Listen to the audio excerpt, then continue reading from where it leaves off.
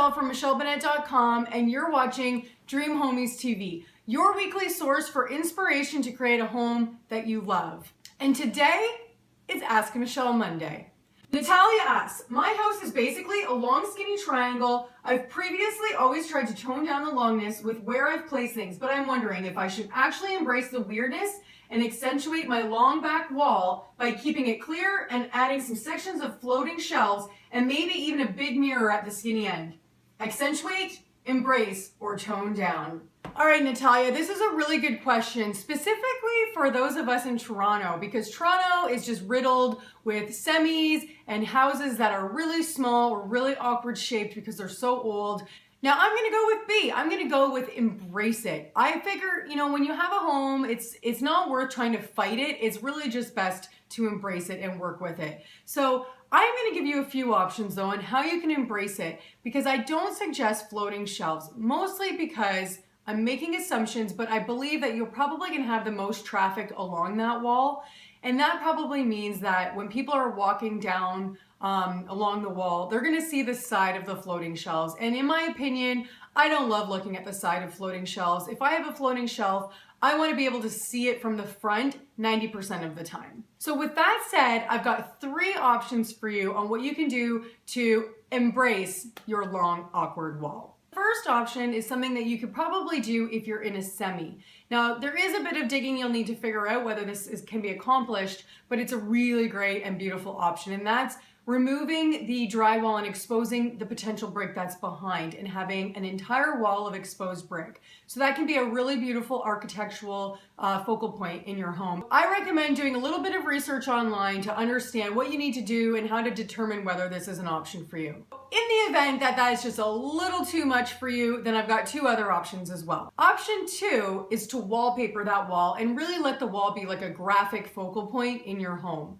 Wallpaper's gotten a really bad rap in the past, but they've created it now that it's really easy to adhere to the wall. It's really easy to remove it later. Every time I look for wallpaper, I always find at least 10 that I love and I would totally put in my home in a heartbeat. So that's an option. Now, if you go this route, I don't recommend hanging art in addition to the wallpaper. I like to keep the wallpaper really the focal point and really keep it minimal so that there's nothing else competing, because it can be very overwhelming as it is. So I like to try to keep it really simple, only have the wallpaper and let that contrast the rest of the room. So option 3, and I'm not gonna lie, this is the option that I would select, and this is the option I wish I had a long wall in my home that I could actually do this with, and that's creating a gallery wall. This is a really great opportunity to embrace your wall. And I don't mean a gallery wall where you fill it from top to bottom with a whole bunch of art. I'm talking a very simple, clean gallery wall where you hang art in a row all along the wall. What's important here is to make sure that you don't go with art that's too big, because chances are, again, I'm making assumptions, but chances are that that wall is where most of your traffic will occur, and you don't want your art to be too big because you don't want people, when they're looking at art, to have to crank their heads up and down in order to take it in. So what you want to do is find something that's small enough to be seen when you're up close to the wall, and when people just glance to the wall, they can take it all in. This is a really great opportunity to create a nice, beautiful focal point and bring out your personality through the photos that you select. So what I'm gonna do is actually provide some examples on my blog. I'll put a link below and I'll show you exactly what I mean and how beautiful this can actually look.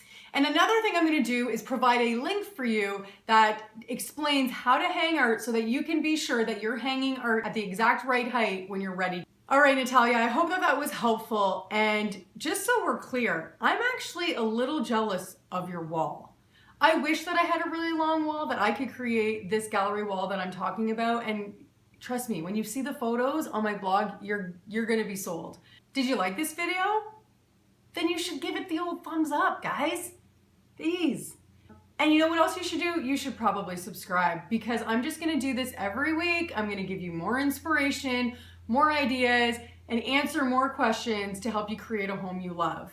And I think we should be dream homies. I'm telling you, we need to be dream homies. So you should go to dreamhomies.com to request access. And from there, you're gonna be in a community where you can get advice, ask for feedback, and just collaborate with people just like you who want to create a home that they love. And that's what it's all about, falling in love with our homes. Am I right? So check it out, guys. Go to dreamhomies.com. Yeah, that's it.